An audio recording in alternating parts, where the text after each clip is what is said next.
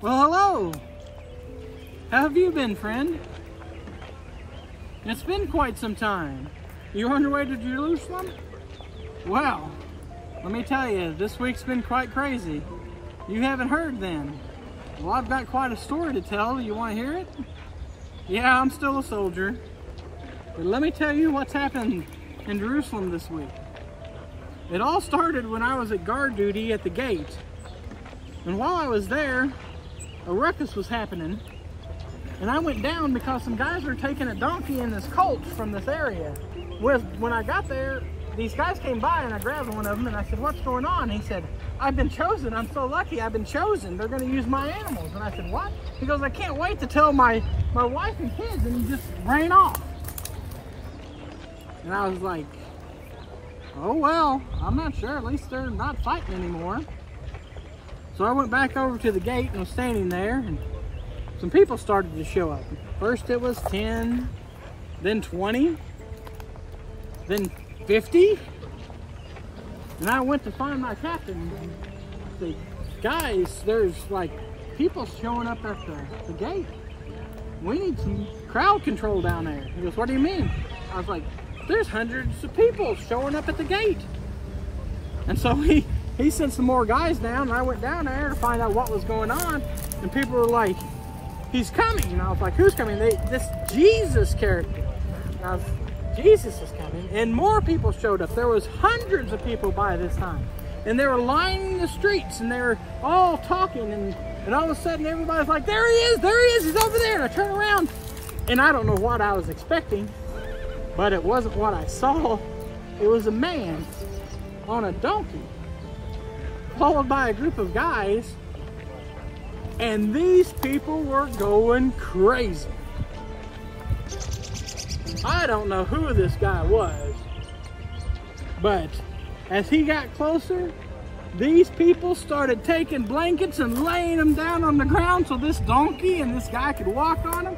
They had palm branches. They were going, "Jesus, Jesus!" And I don't know what in the world was going on. You would think that he was sent from heaven above down to earth or something. Well, anyway, I'm not sure, but my captain said I needed to follow this guy and make sure, crowd control wise, that everything was okay. Well, I went on the trek and followed him through the center of town all the way to the temple. Well, when he got there and he climbed up the temple stairs, he started doing his little preaching thing. And I mean, these people were as quiet as a mouse. You could have heard a pin drop. And he did his little preaching thing. You know me and preaching, I wasn't paying any attention. So I went back and reported to my captain what was going on.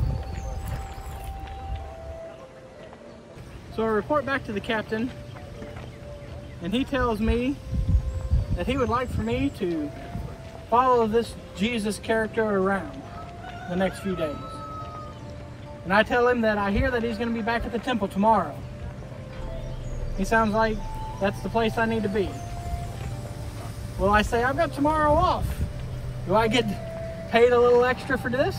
He says, "Of course you do." And that's nice, because it's always nice to have a couple of coins extra in your purse at the end of the week. And also, I don't have to wear my uniform tomorrow. That's a good thing. Well, I show up at the temple before Jesus gets there, and there's already several hundred people waiting on Jesus to arrive. And you wouldn't believe it, but the vendors there, they're making a killing. And I'm walking up and down looking at the wares they're selling, and I can't believe it, but you can go 2 blocks down the way and get the same thing for half price. Now, that's not blessed, of course, but still. The next thing I know, I hear Jesus is coming. The whispers of him showing up are all over the place. And as he approaches the temple, people just part and let him by. And he starts walking up and down and seeing these people and these vendors and looking at the wares they're selling. And he gets this strange look on his face. One of irritation. and then almost mad. And the next thing I know, he grabs one of these tables and flips it over. And he yells at these vendors, and he's telling them, "You've turned my Father's house into a den of thieves." And he actually runs off these vendors out of the temple. I couldn't believe it. I was standing there and there was nothing I could do. But I'll tell you what, when I looked over in the corner and I saw the priest, they were as red-faced as Jesus was just 10 minutes ago. Because they weren't happy about what Jesus has done in their temple. And this is something I really thought I needed to report back to my captain.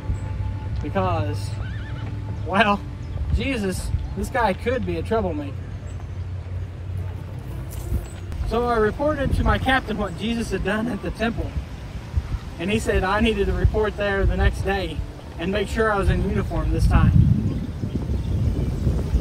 So when I showed up at the temple, there was already a crowd there. And there was a lot more priests ready to see what Jesus was going to do that day. And when Jesus got there, he began to speak to the people. And this time, I was listening to him. And he wasn't preaching that holier-than-thou stuff that the priests usually go for. He told many stories. But he even told a story about a widow that gave 2 pence and how much that meant to her and how much that was for her to give. And then comparing that to one of the priests that made a big showing of dropping gold coins into the basket and how big deal it was that he was giving it away, when it really wasn't a big deal to him to give anything away. And it was a whole lot more difficult for her to give away just a small amount because that's all she had. Well, these priests, they came up to Jesus and they were quizzing him and they were asking him these trick questions, you know, like, have you stopped beating your wife yet? Or some nonsense like this. And I'll tell you what, Jesus looked at them and he said, "You all are like whitewashed tombs, beautiful on the outside, but have bones and nasty things on the inside. That you are full of righteousness on the outside, but inside you are wicked and evil." And I tell you what, I do not believe that will go unpunished. Now, did he break a law? Not that I saw. But I saw hatred in those priests' eyes. And when I went back and reported to my captain, I don't believe things are going to go well for this man called Jesus.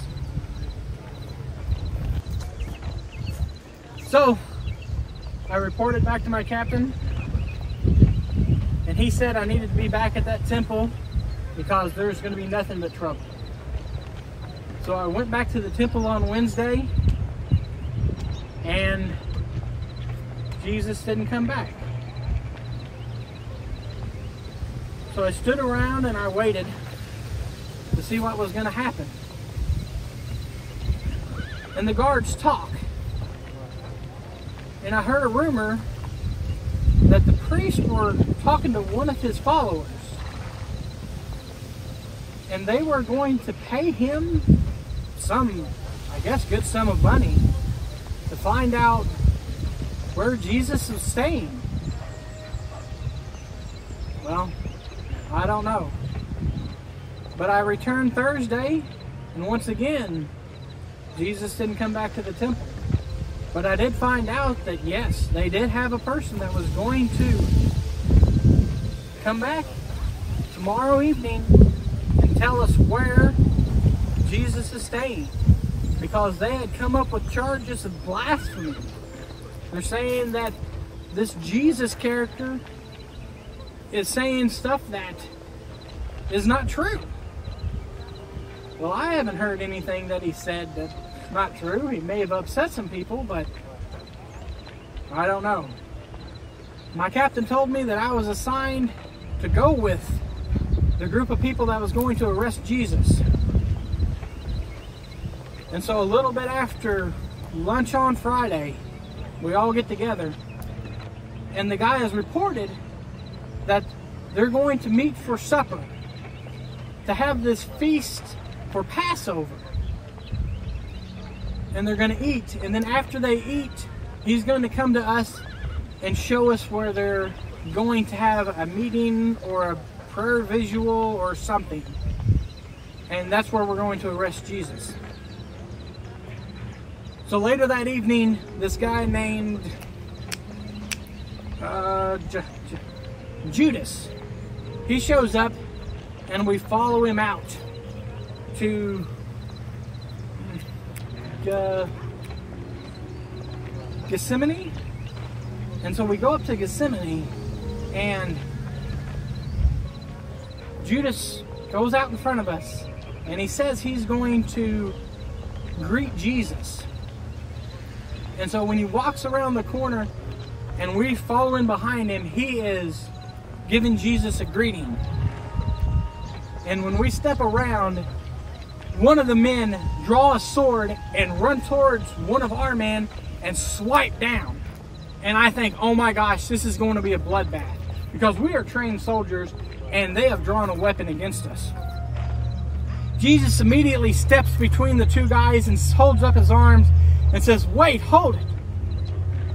He bends down and picks up a severed ear. And I'm not talking a piece of an ear. This ear is completely cut off. And he places it back on the side of this soldier's head. And it stays. Not only does it stay, this soldier stands up and he pulls on it. And it is completely healed. And the guy says that he feels no pain. And I can't believe it.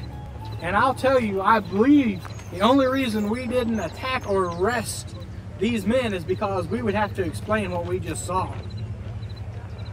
But since we were there to arrest Jesus, we did. Now, soldiers don't take lightly to being attacked. And I will say the trip back into Jerusalem was not a good trip for Jesus. He was a lot worse for wear when we got back to Jerusalem than when we had left. And I heard that they were going to start the trial immediately, and I went back to tell my captain what was going on. And what happened next, well, I'll just have to explain it. They immediately took him in front of the priest. And the priests were charging him with crimes of blasphemy, saying that he is calling himself the Son of God, claiming to be a king, when he was claiming this was his father's house, that it was truly God was his father. I don't know, but they were charging him with high crimes. They took him to Pilate. Pilate said that they needed to take him to Herod. Well, the next thing I know, he was gone to Herod. And I thought, well, that'll take care of Jesus. But before I knew it, Herod said it was a problem for Jerusalem and sent it back to Pilate. And so Pilate had Jesus. And Pilate had listened to the crimes and sent Jesus to be whipped. And I tell you, you do not want to be whipped. They take beatings here in Jerusalem seriously. It is not just a simple whipping with a whip. They use whips with barbs. When you come out of a whipping, you can't walk. You are almost unrecognizable. And when they brought him back to Pilate, the priests weren't even close to satisfied. They wanted Jesus' head. There was nothing but hate in their eyes. So Pilate did something I thought was going to get Jesus off the hook. He brought Jesus out in front of the crowd, because there was a crowd gathering. And he said, this is Passover. where you can release one prisoner. And he brought out Barabbas. And this is a guy who starts riots. That he has been charged with many crimes. And I thought, Jesus, this is the people they were cheering for at the beginning of the week. There is no way. But I'm telling you, these priests stacked this crowd because they were chanting, crucify him, crucify Jesus. I don't know where this was coming from. They were yelling, free Barabbas. And I know Barabbas. This guy has been in trouble since he was a kid. And they're yelling, free him and crucify Jesus? I couldn't believe it. And then I look up and there's Pilate. And he turns around and he says, I'm washing my hands of this. You all have made the decision. And he turns Jesus over to the crowd to be crucified. And the captain, who has come to me at this point, says, see it through. And so I guess I'm going to. So, begins the journey to Calvary. And what do? They hand Jesus a cross. Now you have to understand, a cross is heavy. And they've just sent Jesus through this whipping, this beating. Jesus can't hardly even walk. And now they hand him a tree to carry up this hill to Calvary. Not only that, as he's dragging this cross up this hill, they continue to whip him. And people are booing him. And some people have thrown stones. And if he starts to trip or stumble, they just hit him again. And about halfway up this hill, he just falls, collapses. And they just beat the tar out of him right there. I don't even think he can get up. So I walk over and I grab a guy out of the crowd and I say, you have to carry this cross. And it's not out of pity for the guy, it's just an impossibility. He cannot even stand. But he gets up on his feet and he continues on up that hill. Now I've been by crucifixions before. I've looked up and seen guys hanging from crosses and I thought, well, they deserve that. But I've never been there when they've taken nails and hammered it into their hands, hammered nails into their feet. And I tell you, I saw them do that to this man they call Jesus, and I never want to see it again. This guy, who I can tell has done no wrong, that they're teasing and mocking. Somebody comes up and places a crown of thorns on his head and puts a sign above it that says King of Jews. And they raise him up and they set him on this cross and they hang him between two criminals that duly deserve to be there. I look up at him and I look down and they're playing games for the clothes that were on his back. I can hardly believe it. And I look up and I hear Jesus talking to the two guys next to him. And one of them says, Jesus, if you're the Son of God, have your angels come down and get us out of here. Save us from this. And the other guy says, no, remember me, Jesus. I've done terrible things, but remember me when you go to heaven. And Jesus looks at him and he goes, this day you will join me in paradise. And I can't believe he would say something like that to somebody. He hung there for about, I don't know, several hours. And I remember him looking up at the sky and him saying something like, forgive these people for they don't know what they do. And I tell you what, the sky went black, the earth shook, and it was the middle of the day. And it stayed black for hours. And people were scared. They don't know what happened, but the last thing I remember is Jesus looked down and said, it is finished. And he bowed his head. And I remember somebody taking a spear and piercing his side to see if he was alive, and he didn't even flinch. And we knew that he had died. So they took him down from Calvary, and I heard they were taking him to a tomb. And my captain told me that I was going to have to go guard that tomb for the next few days. This brings me back to where I met you. I've been guarding the tomb since Friday night, and today is Sunday. Nothing was going on. Why we were guarding this tomb, I don't know. For some reason, I think the priest knew, and now I'm starting to think I know. Because today, we were guarding the tomb, just standing around telling stories, and then nothing. And I don't mean nothing happened, I mean we went out like a light, all of us. And then we woke up. And when we woke up, the boulder that was in front of this tomb had been moved to the side. And I'm telling you, it had taken 3 of my guys to have moved that rock. And immediately we jumped up and ran inside that tomb, and it was empty. He was gone. And I thought, oh, they stole him, and we are in trouble. In fact, a couple of the guys that were with me have run off. They're not going back. Well, I've got to report it. But that's not what I've found that's weird.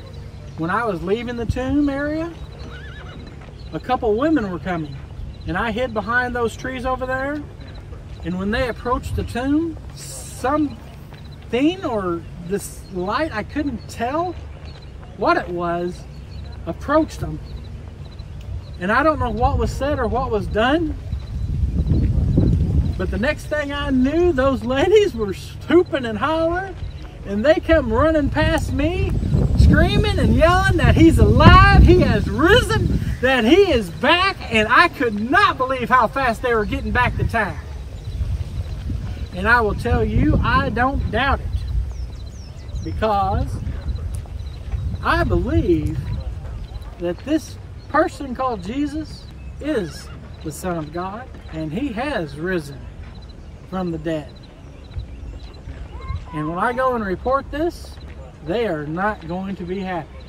And that is a story that somebody needs to hear, because I don't know what they're going to have me do or what's going to happen to me when I report what I have to say. But I'm glad I got to tell someone. You have a good day.